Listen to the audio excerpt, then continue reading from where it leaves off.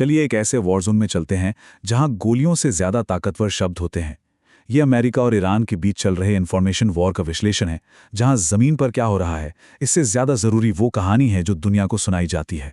ये लड़ाई सिर्फ मिसाइलों और ड्रोन की नहीं है, नहीं, ये उससे कहीं ज्यादा गहरी है। ये असल में सच्चाई के लिए एक लड़ाई है, जहां हर पक्ष अपनी कहानी गढ़ता है और उसे ही सच साबित करने में जी जान से लगा हुआ है। अब ये स्लाइड देखिए, ये इस पूरे इंफॉर्मेशन वॉर की जड़ है।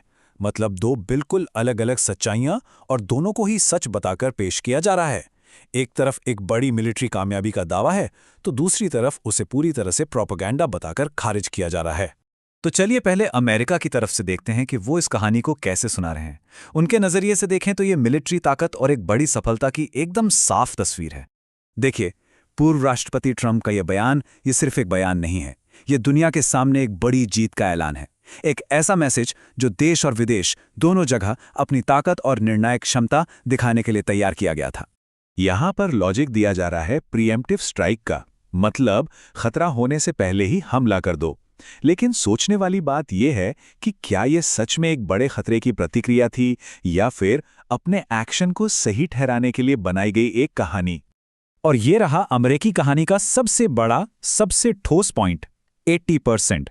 ये एक ऐसा आंकड़ा है ना जिसे समझना बहुत आसान है और इसे आप जीत के सबूत के तौर पर पेश कर सकते हैं।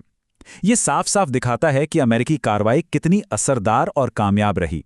और ये जो कहावत है, शक्ति से ही शांति आती है, ये सिर्फ एक लाइन नहीं है, ये असल में वो सोच है जो बहुत लंबे समय से अमेरिकी विदेश नीति का एक बड़ा हिस्सा रही है।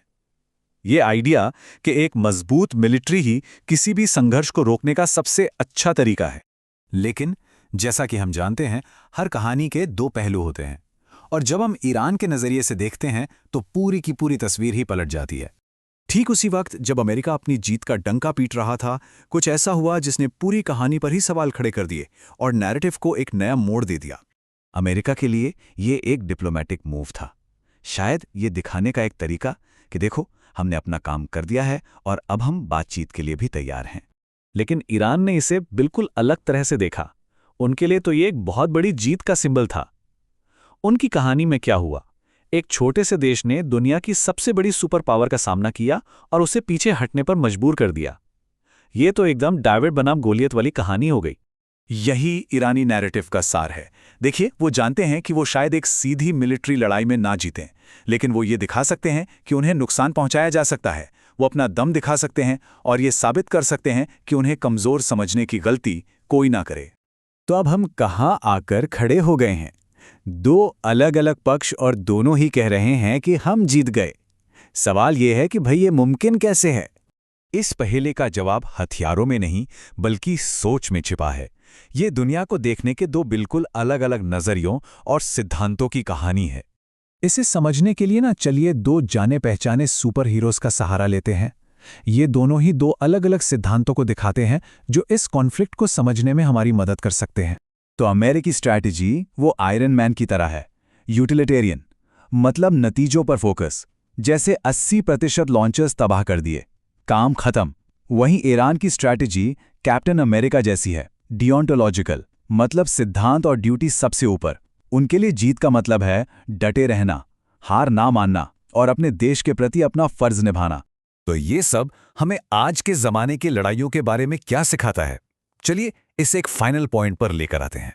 देखिए, आखिर में ये संघर्ष हमें यही याद दिलाता है कि आज की लड़ाइयों में कहानी खुद एक हथियार बन चुकी है, और जो कहानी जीतती है अक्सर वही युद्ध भी जीत जाता है। क्योंकि दोनों के लिए जीतने का मतलब ही बिल्कुल अलग है, इसलिए अमेरिका और ईरान दोनों एक ही सिचुएशन को देखकर अपनी अपनी जीत का ऐलान कर सकते हैं। और मजे की बात यह है कि अपनी अपनी नज़र में वो दोनों ही सही हैं। तो सवाल ये बचता है कि जब दोनों ही पक्ष जीत का दावा कर सकते हैं तो असली विजेता है कौन? और जब सच्चाई खुद ही एक जंग का मैदान बन जाए तो क्या उस जीत का कोई मतलब भी रह जाता है?